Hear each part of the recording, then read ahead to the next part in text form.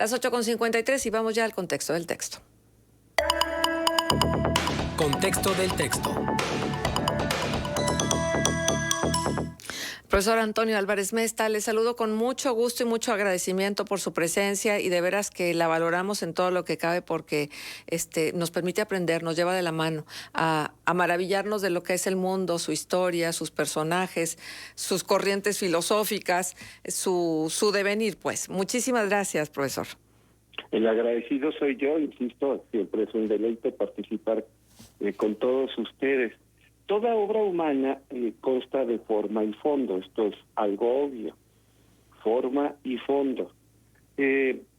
A la ciencia y a la filosofía le interesa mucho más el fondo, a las artes le interesa mucho más la forma.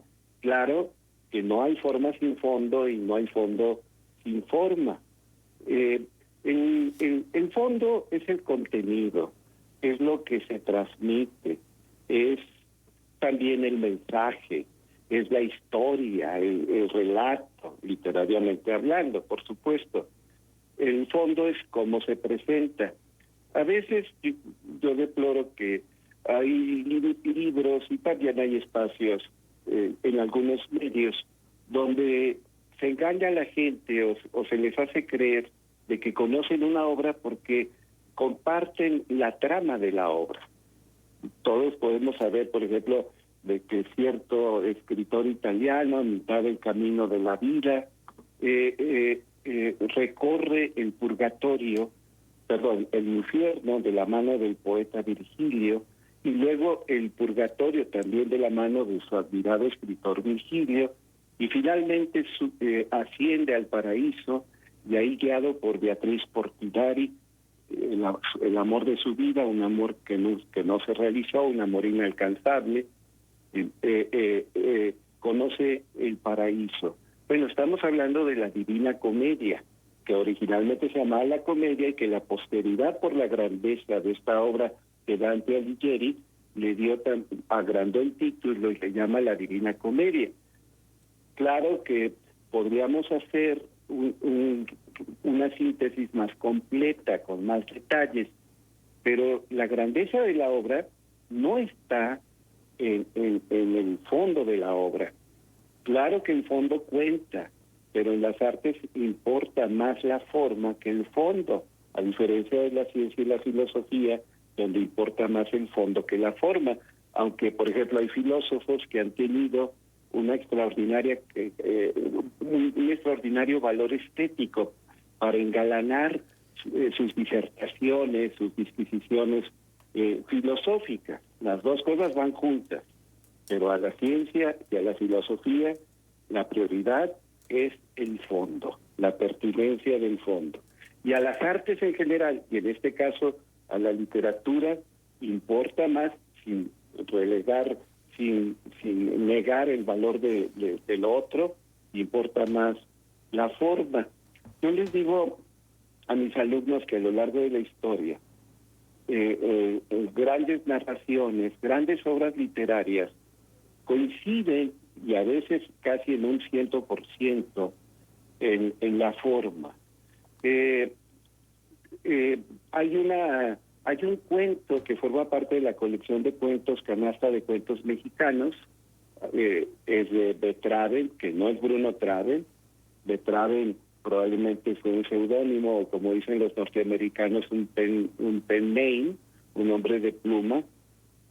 Traven venía de Estados Unidos, hay quien dice que era alemán y que su verdadero nombre era Otto Fiedel, pero este señor Traven también llegó a firmar algunas obras como Bernard Traven, y la B no es entonces de Bruno, sino de Bernard, dos antropónimos que tienen una semántica muy diferente, Bruno y Bernard. No es como, por ejemplo, William y Guillermo y Wilhelm, que son el mismo nombre en tres diferentes idiomas. No, aquí son nombres diferentes. Pero centrándome, ese cuento que se llama La Tigresa cuenta la historia de una mujer misándrica, por algo sería, que rechazaba pues a los hombres, a los varones, y era muy contestataria, era indómita, cual debe ser, no, porque va a ser domada, pero a veces se pasaba de agresiva. Y esa mujer que hace huir a pretendientes, que espanta al hombre más plantado, finalmente, cosas de la época, esta obra se publicó en la primera mitad del siglo XX, es domada por un ranchero norteño, un propietario de ganado llamado Juvencio Cosío. Luisa Bravo es domada por Juvencio Cosío. La versión cinematográfica, que fue dirigida por Julio Bracho y con fotografía de Gabriel Figueroa, está muy lograda. Y ahí se ve cómo la doma matando animales a los que les pide a cada uno de ellos delante de ella, delante de Luisa Brava, Juvencio Cosío le pide que le lleven un jarro de café. Se lo había pedido a Luisa y Luisa dice, ve tú por él, no soy tu criada. Y entonces él le pide a un gato que le traiga una jarra de café, le echa un discurso al gato, el gato obviamente pues, ni entiende ni puede obedecer por ende, y mata al gato de un balazo. A su perro, un perro muy querido, le pide lo mismo. Claro que el perro no puede atender una orden, sería absurdo, una orden de ese tipo, y lo mata. Y está a punto de matar a su caballo, ella ya está impresionada, Luisa Bravo, representada en el cine por María Félix, por la actriz María Félix, cuando ella dice, no lo mates, y él le grita, tráeme un jarro de café, enseguida, y ella va por el jarro de café. Esa historia es nada menos que se conoce como La Mujer Brava, y la escribió el infante don Juan Manuel.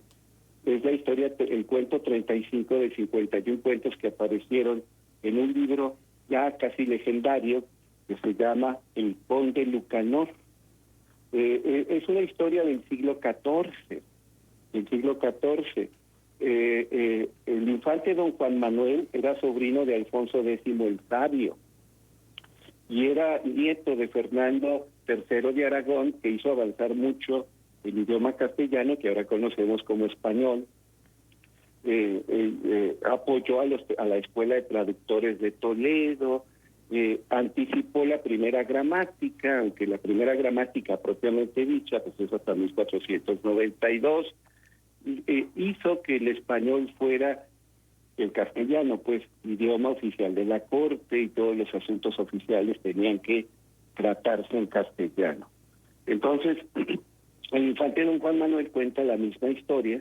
Claro que ahí no es un ranchero llamado Juvencio Nava el que a balazos mata animales e impresiona a su rebelde esposa, sino es un caballero cuyo nombre no se menciona, es un joven de ascendencia humilde, y él pide que lo atiendan, y se lo pide a un gato, se lo pide a un perro y finalmente a un caballo, y a los tres los mata por no acatar las órdenes. Los mata con su espada, y no solo los mata, sino los corta en pedazos, los descuartiza. Es una escena muy macabra. La esposa, que era una mujer moruna, insisto, rebelde, queda impresionada y entonces obedece en todo a su marido. Es la misma historia.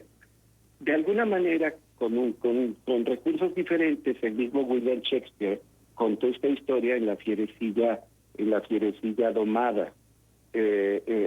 Entonces, se puede en arte, en este caso en literatura, recrear el mismo fondo, pero la riqueza está en la diversidad, y en este caso pues la calidad literaria de escritores notables como el infante don Juan Manuel, y ya en el siglo XX, recientemente, el siglo ya pasado, pero que muchos vivimos, parte de ese siglo, por B.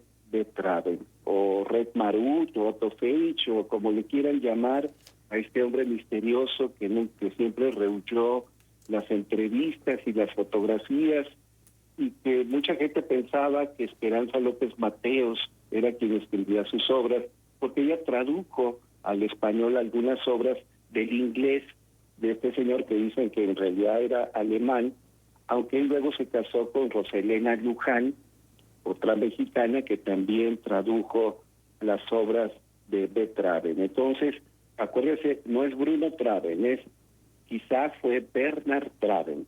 Bernard Traven, y a quien dice que su verdadero nombre, y que era alemán, era Otto Feisch, y que participó en la República de Weimar, y que siempre fue revolucionario, y que no se halló en Estados Unidos, aunque se había naturalizado norteamericano, y se avecinó finalmente en México, y aprendió a amar como si fuera nativo.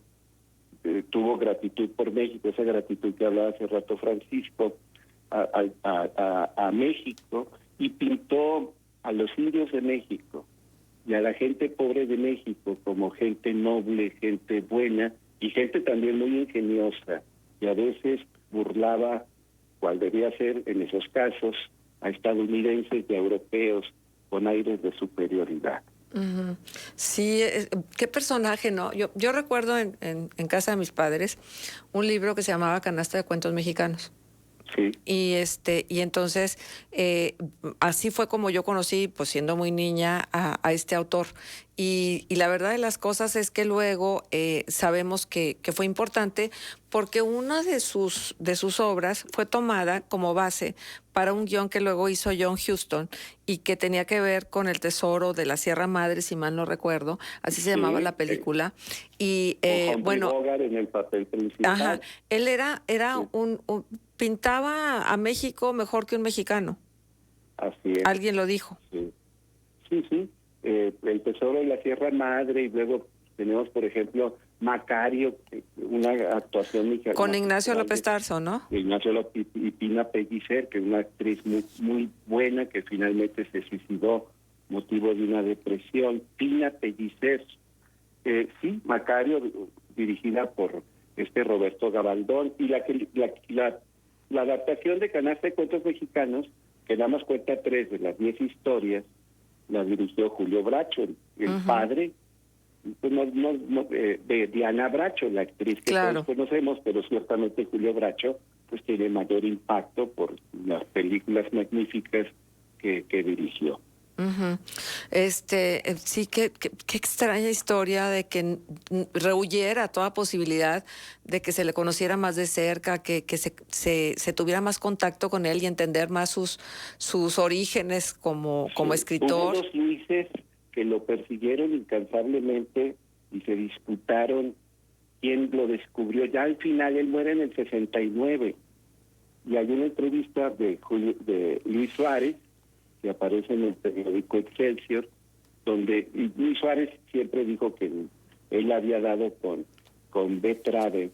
Pero Luis Espota, que era más famoso porque no nada más era periodista, sino también novelista, también dice que lo entrevistó en Acapulco y logró tomar una foto de Traven. Luis Espota. Muy bien. Pues siempre es maravilloso acercarnos a personajes como estos, que además son una invitación a descubrirlos desde su obra y no dejarlos morir, porque yo creo que ese es el gran mérito, ¿no?, del recuerdo, que no dejamos morir a las personas y entonces en la medida en que nos interesamos, en esa medida se reeditan sus libros y en esa medida sigue vigente. Recordar es volver al corazón. Y en inglés la expresión Learning by Heart significa eso. Aprenderte de memoria es en realidad guardar en el corazón. Qué lindo. Es decir, recordar es vivir, recordar es volver a vivir, y tenemos que vivir a través de obras maravillosas de la literatura y del azar. Muy bien, pues excelente. Aparte, para un día lluvioso, ¿qué tal un café y un buen libro? Creo que podrían ser muy buena compañía. Muchísimas gracias, profesor. Le mando un abrazo y deseo con el alma que estén muy bien en su casa. Gracias. Gracias. Son las 9:07 a.m. Vamos a ir a la pausa comercial y regresamos a la mesa de análisis. Hoy, la unión de la iniciativa privada. Ese es el tema.